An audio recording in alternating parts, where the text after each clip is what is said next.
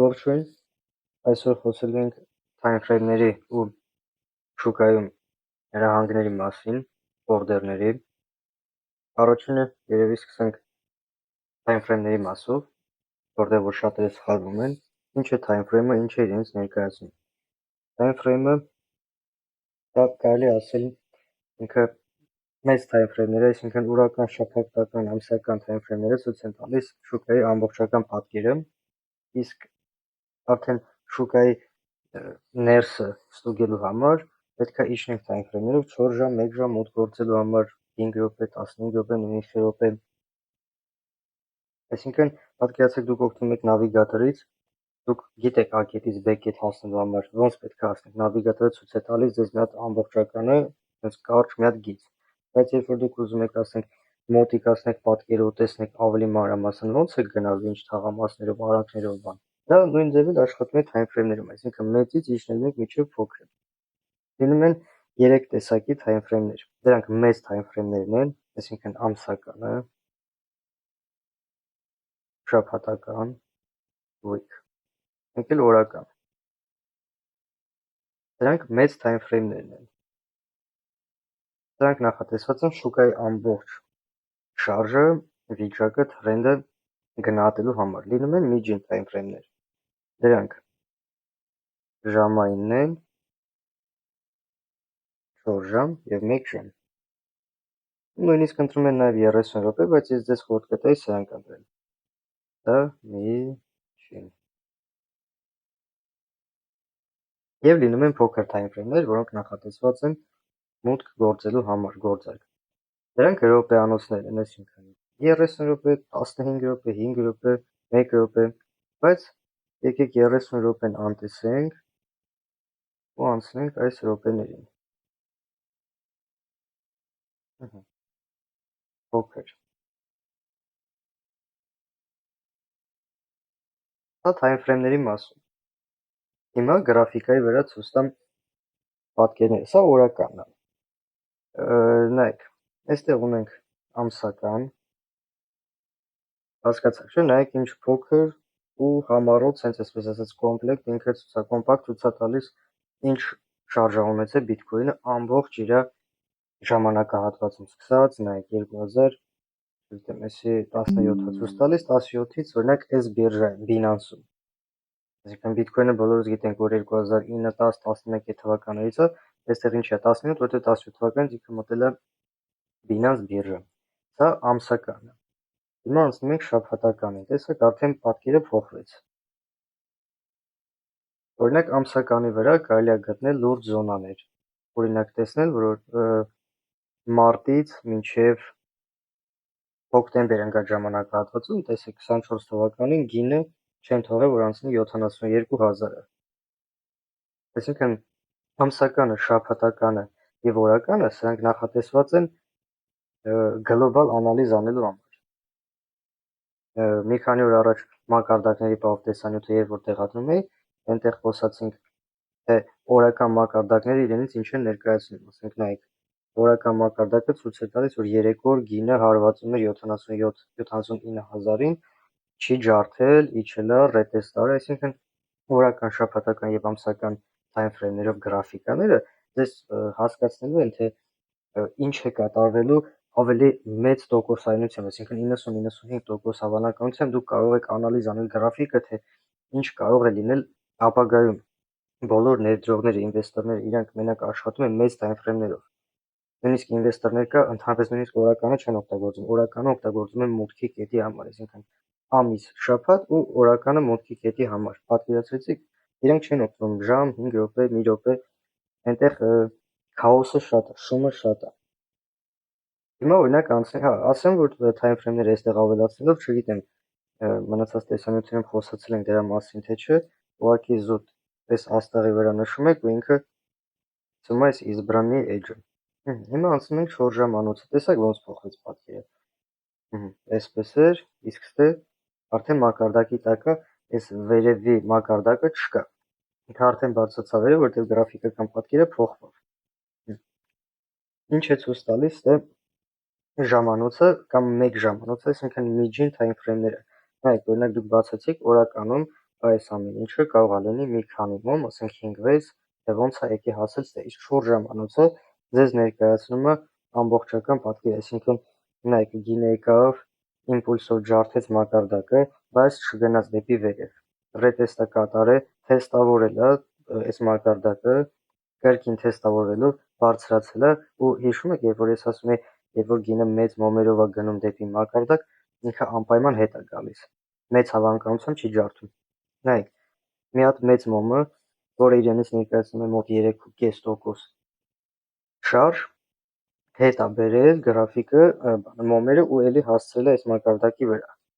կրկին թեստավորելով այս մակարդակը, էսի արդեն ցույց է տալիս, որ այստեղ գինը պայել է, չի իջնում ներքև, նայեք բարձրացել է ու դանդաղ արդեն հավասարաչափ մոմերով գնացել է դեպի հաջորդ մակարդակ, էսի հենց այն ռեյնջն է, որը եւ ասում էի, մտել է ռեյնջի մեջ, մանիպուլյացիա, հավաքել է այստեղ ստոպեր ու բարձրացել է վերև, ու ստեղ արդեն կատարվեց այն ինչի մասին այն օրը խոսում էինք օրական գրաֆիկայի վրա, որ բոլորս մտածում ենք այս մակարդակը ջարդելով գինը պետք է բարձրանա հասնի ստեղ, բայց չէ, այստեղ ինչ-որ մի բան կատարվեց այն, որ հիմա պատերազմական իրավիճակը ու արդեն տեխնիկական անալիզը այստեղ չի աշխատում, աշխատում է նորությունների ֆակտորը,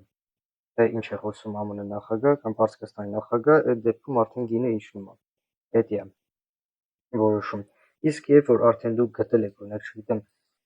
4 ժամանոցի վրա, որ այստեղից իջնում եք կրկին այս մակարդակի վրա, բացում եք 5 րոպեանոց մակարդակը, ասեք սենց անեմ, որ չխառնենք այստեղը, բացում եք 5 րոպեանոց մակարդակ, time frame-ը,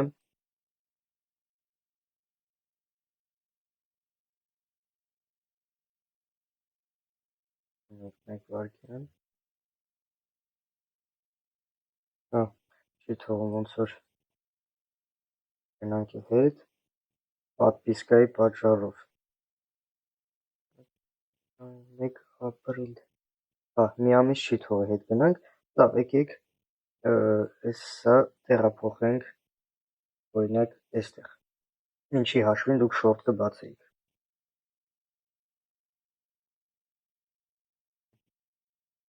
հիմա մուտքի կետը, պատկերացրեցիք, օրինակ 1 ժամանոց կամ 4 ժամանոց գրաֆիկական պատկերում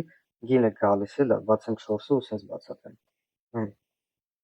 գինը ջարդել է, բարձրացել է վերև, բայց չի կարողանում այստեղ իր պոզիցիան պահել, իջնում է 1 հարված, բարձրանում է ու ստեղ սկսում է մակարդակի մեջ խաղալ, այստեղ ոչ մի գործակ չի բացում, որովհետև դեռ ոչ գնորդները, ոչ էլ վաճառողները իրենք չեն կողմնորոշում, ստեղ ինչ անեն, տեսնում եք, խառն է վիճակը, քաոս է այստեղ տիրում, բարձրացավ վերև, իջնելուն պես նայեք մեծ մոմով ջարդում է ու ռետեստ անում, նայեք այսա 4 ժամանոց մոմը, հիմա երբ որ անցնենք 5 րոպեանոցին, պատկերացնում եք այդ 4 ժամվա ընթացքում քանի անգամ 5 րոպեով ինքը հարված է, հենց այդտեղ էլ կայանում է մուտքի կետը, որպեսզի նորմալ փոքր ստոպ դրվի, նայեք էսի, հենց այդ 4 ժամանոցն է, պատկերացրեցիք, նայեք ջարդեց, բարձրացավ, եկավ, այստեղ ստոպը հավաքեց ու այստեղ ասենք շատերը, շորտ են բացում, ստոպը նշելով այստեղ, պատկերացրեցիք ստոպը 0.2%, սա այսպես ասած day trading կամ scalping ոճն է, իսկ եթե 4 ժամանոցով դուք մուտք գործեք, նայեք ինչ փոքր է այստեղ ստոպը, պատկերացրեք այստեղ եք շորտ եք բացում, ստոպը դնում եք ստեղ, արդեն չեմ խոսում այս սրա մասին, նայեք համար 4.5%, եթե մեկը 3-ի հարաբերակցությամբ աշխատեք, կլինեք, մեկը 3-ի, ձեր պրոֆիտը, թարգետը պետք է լինի բիթքոյնի գինը իջնի հասնի 68,000, իսկ դուք վստահ եք, որ այդքան իջնի բիթքոյնը, ոչ մեկ վստահ չի, դրա համար day trading կամ scalping-ի համար մտնում եք 1 րոպե կամ 5 րոպե, այնտեղ գտնում եք մաքսիմալ հիմնավորված մանրակրկիտ ճիշտ մուտքի կետ ու իր ճիշտ հիմնավորված ստոպով, կարճ ստոպ, կարճ թարգետ, հասկացաք, time frame-ները դրա համար է, իսկ մարդիկ կան, օրինակ նայում են 4 ժամանոցում այսպիսի ժարժ, ասում են, ստե շորտ ենք բացում, դե ստոպն էլ երևի ստե դնենք, բայց իրենք չեն տենում արդեն ստոպի չափը ինչ կնա, օրինակ ստոպը 4% է, շատ մարդիկ այսինքն մի հատ գործարք են բացում, հետո ասում են, բայց ստե ես 1.3-ին եմ բացել, ու արդեն չգիտեմ խոսքի 2 շաբաթ սպասում եմ, որ գինը հասնի դրան, չի հասնում։ Դա արդեն ոչ day trading-ը, ոչ էլ scalping-ը, դա swing trading-ը, պոզիցիոնի trade են ասում կամ սրեդնիսրոչնի խոսները, դա արդեն ուրիշ ոճ է։ Դա միշտ համարվել է ճիշտ ոչ, մաքսիմում քիչ stop բռնելու համար։ Բարձր, ինչքան time frame-ը բարձր է լինում, այնքան ավելի ճիշտ գրիտ է քո մուտքը ու քիչ է բռնելու քո stop-ը, ասենց ասեմ։ Բայց այս վերջին մի տարվա ընթացքում կարծում որ swing trading-ը ընդհանրապես չաշխատեց, քանի որ հիմա, ինչպես եւ ասացի, նորությունների ֆոնին է շուկան շարժվում։ Այսինքն մարդիկ բացում են իրենց գործարքները մի շաբաթ, 10 օր, 20 օր, հասկացաք չէ՞, այդ սկզբունքով, որ օրինակ 20 օր հետո իրանք իրանք շահույթը վերցնեն, այսինքն swing trading-ով են զբաղվում, բացելուց 1 շաբաթ անց իրանք պոզիցիան, օրինակ long պոզիցիան բարձրանում է ըստ իրանք սցենարով, իրանք գծածով, մեկ էլ փոփ ինչ-որ մի հատ նորություն, գինը միանգամից իջնում է ու կպնում է ստոպին։ Մարդիկ միլիոններով փող են կորցրել դրա համար։ Так, ուրեմն հիմա անցնենք market օրդերներին։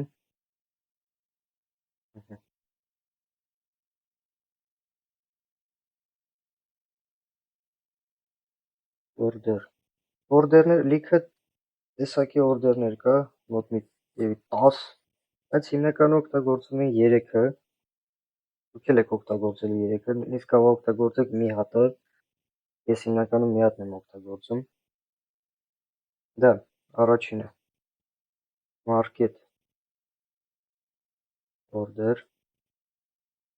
շուկայական գին, երկրորդը limit,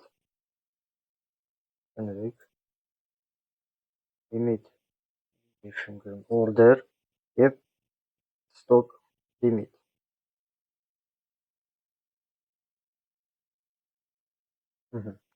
Ինչ են սրանք իրենցից ներկայացնում։ Market order-ը դա նշանակում է, որ դուք հրահանգ եք տալիս հենց շուկայական գնով գնել արժեթուղթը, օրինակ բիտկոինը հիմա արժի 70,000, սրտիկ եղավ։ Դուք գնելուց միանգամից մի քլիկով ասում եք, որ ես ուզում եմ գնել 70,000-ով հենց հիմիկվա գնով, շուկայական գնով, օրինակ բիտկոինը։ Դրա առավելություններն ու թերությունները, ասենց ասենք, հա։ Առավելությունը կայանում է նրանում, որ միանգամից մի քլիկով դուք ստանում եք ձեր պոզիցիան։ Պետք չի սպասել, չգիտեմ, հնարավոր է չկպնի ձեր օրդերը կամ կպնի չտան, բրոկերը ձեզ չտա ձեր պոզիցիան, չէ։ Հենց մեկի քլիկով կտցրեցիք, միանգամից դուք գնում եք օրինակ բիտկոինը։ Դա առավելություն է։ Այս թերությունը կայանում է նրանում, որ պատկերացրեք 70,000-ի վրա քլիկ եք անում ու հենց այդ պահին այսինքն մեկը մի մոմով առնում է միանգամից, ասենք, շուկայում բիտկոինը։ Ու դուք ձեր պոզիցիան տեսնում եք, որ ստացել եք, օրինակ, չգիտեմ, 72,000-ում։ Սա ռուսները ասում են проскальзывание սայթակում, այսինքն դուք որոշել եք 70,000-ով անեք, բայց կլիկ անելու պես շուկան բարձրանում է վերև, օրինակ մինչև 74,000, ու բրոկերը չի հասցնում ձեզ 70-ով տա, ասում է լավ, եկեք միջին ընտրենք 72,000-ով տանք։ Այսինքն դուք արդեն ավտոմատ մինուս եք եթում։ Դուք գնում եք թանկ։ Դուք որոշել եք 70-ով առնեք, 70-ը ձեր համար նորմալ գին էր։ Մտակ տեսաք, ուզում եք շուկայականով առնեք, բայց արում եք 72-ով։ Limit order-ը։ Limit order-ը դա նա է, որ հիմա բիտկոինը գտնվում է օրինակ 71,000 գնային սահմանում, բայց դուք ուզում եք գնեք 70-ով։ Դուք օրդեր եք ստեղծում, այսինքն բրոկերին հրահանգ եք տալիս, որ երբ որ գինը իջնի 70,000, ես ուզում եմ գնեմ բիտկոին։ Ու երբ որ գինը հասնում է 70,000-ի, բրոկերը ձեզ տալիս է 70,000-ով բիտկոին։ Դրա առավելությունը կայանում է նրանում, որ դուք հստակ գնով եք գնելու արժեթուղթը, իսկ թերությունը կայանում է նրանում, որ շատ հնարավոր է գինը գա հասնի 70,000-ին, բայց բրոկերը ձեզ չտա այդ արժեթուղթը։ Լինի տեխնիկական խնդիր կամ այդ պահին դուք հերթի մեջ լինեք ու գտնվեք հերթի ամենավերջում, քանի որ շուկայում բոլորը մարդիկ են, գնորդներ, վաճառողներ, կարող է լինել այդ պահին 10,000 գնորդ, դուք լինեք ամենավերջում, բրոկերը մեծամասնության հրահանգները կատարի, իսկ ձեզ այսպես ասած հերթ չհասի։ Դրա համար դուք տեսնեք, որ գինը իջնում է ներքև, բայց դուք տենց էլ օրինակ չստացեք ձեր 70,000 ցանկությամբ արժեթուղթը։ Կա նաև այսպիսի մի բան, որ դուք շատ հնարավոր է 70-ով ուզեք գնեք, որպեսզի վաճառեք 75-80-ում, բայց գինը 71,000-ից չհասնի մինչև 70,000, օրինակ իջնի 70,500 ու բարձրանա վերև։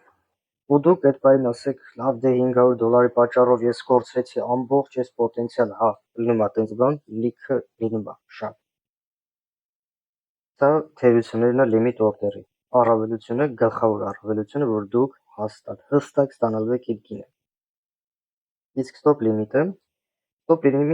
դուք երկու գին եք նշում։ Հենց այս օրինակով։ Օրինակ, գինը 71,000-ից երբ իջնի 70,500, ես ուզում եմ գնեմ։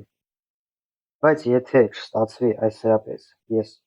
հերթի մեջ լինեմ ամենավերջին իջնի, ինձ տուր 70,000-ով։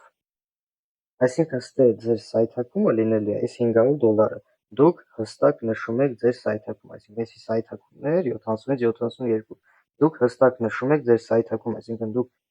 ուզում եք գնեք արժեթուղթը, դրա հետ մեկտեղ նաև նշում եք, թե ինչքան եք պատրաստ դուք կորցնեք, որպեսզի ստանաք հստակ գինը։ Ստոպ լիմիտը համարվում է լավագույն օրդերներից մեկը, լավագույն ճիշտ օրդերներից մեկը։ Ես ճիշտ է հիմնականը օգտագործում եմ լիմիտ օրդեր, տեղ նաև մարքետ օրդերը, որպեսզի այսպես ասած արագի մեջ տեսա, աչքս բռնեց, օրինակ պետք է մտնեմ, դա մարքետ օրդերն է։ Իսկ եթե ես հստակ գիտեմ, որտեղ եմ ուզում մտնեմ, ինչ ստոպով, ինչ take profit-ով, լիմիտ օրդեր։ Ստոպ լիմիտ չեմ օգտագործում այն պատճառով, քանի որ այնտեղ որտեղ ես trade եմ անում, այդ բիրժայում հնարավորություն չկա ստոպ լիմիտի։ Ստոպ լիմիտ այստեղ կա Binance-ում օրինակ։ Նայեք լիմիտ օրդեր։ Դուք նշում եք գինը, օրինակ ուզում եք, չգիտեմ, 93,153, ահա, next է։ Ուզում եք այստեղ գնեք։ Դուք նշում եք այդ գինը 93,153։ Ու երբ որ գինը հասնի այստեղ, ինքը տալու է ձեզ պոզիցիա լիմիտ օրդերով։ Կամ, ինչպես եւ ասեցի, կարող է բրոկերը չտա ու գինը բարձրանա վերև։ Շուկայականը, եթե սխմեք, նայեք, ինքը այստեղ գին գրած չէ, լիմիտը գրած է, ինչ գին եք ուզում, այստեղ։ Իսկ շուկայականը ոչ մի բան գրած չի։ Այսինքն դուք հենց նշեք օրինակ կուպից, ինքը տեղում այս գնով տալու է ձեզ 77,517, բայց կարող սխմեք, ինքը տա այս գնով, կարող տա այս գնով։ Իսկ условно նույն ստոպ լիմիտն է։ Նայեք, այստեղ կա գին, ունեք 77,520 ու ստոպ ցենա։ Այսինքն դուք կարող եք նշել 77,520-ում շուկայականում հենց այս բան ուզում եմ գնեմ, բայց եթե չստացվի, ինձ օրինակ կտակ 77,668, նշում եք 77,668։ Հասկացաք, սա օրդերների մեկ էլ time frame-ների մասով, այսպես կարճ համառոտ, եւ այդպես տեսանոթ է երկար չստացվի, դեմի 20 րոպե։ Այսքանը ասեմ ձեզ, որ շնորհակալություն դիտումների համար, տեսնում եմ, թե YouTube-ում, թե Instagram-ում, TikTok-ում նաև հավաքում են դիտումներ, շնորհակալություն, առանց ձեզ չլինի։ Ուզում եմ ասեմ, բոլոր մեր տեսանյութները լինելու են այսպես. թեորիա, հետո նոր կանցնենք արդեն պրակտիկաների։ Ուղղակի ուզում եմ, որ դուք հստակ հասկանաք այն ինֆորմացիան, որ ես ձեզ եմ տալիս, լրիվ անվճար է։ Դուք կարող նայեք, կարող չնայեք, կարող թերթեք, բայց այն ինչը որ ես ձեզ սովորացնում եմ հիմա, մնացածը ձեզ սովորացնել են $1,000-$1,500 գներով։ Այսինքն ում մոտ որ դուք եթաք, իրան քայլ առ քայլ ձեզ սովորացնում են ինչ է թրեյդինգը, ինչ է մակարդակը, ինչ են օրդերները, ինչ են մոմերը ճապոնական, smart money concept, ամեն ինչ իրանք քայլ առ քայլ, ոնց որ ես ձեզ հիմա սովորեցնելու են, ի տարբերություն այն, որ ես 2 օրը մեկ եմ տեսանյութ տեղադրում, իրանք շաբաթը մեկ են ձեզ սովորացնելու, կամ 3-4 օրը մեկ, ու դրա դիմաց ձեզնից ուզելու են $1,000-$1,500, որը որ մեծ գումար, շատ մեծ գումար է։ Հիմա ինձնից ձեզ խորհուրդ, դուք կարող, եթե ուզում եք ինչ-որ մեկի մոտ սովորեք, իր առավելությունը որն է, որ այդ մարդը մշտապես ձեր կողքին է լինելու եւ ձեր սխալներն ու թերությունները կարող շտկի։ Ի տարբերություն ինձ, քանի որ սա օֆլայն է, օնլայն է, դուք այսինքն նայում եք տեսանյութները ու չեք կարողանում հարցեր տակ ինձ ու այդ հարցերի պատասխանը ստանաք, ինչը կարող եք անել ձեր ուսուցչի հետ, թրեյդինգ ուսուցչի հետ։ հարցեր տաք ու ինքը ձեր հարցերին պատասխանի։ Հիմա դուք կարաք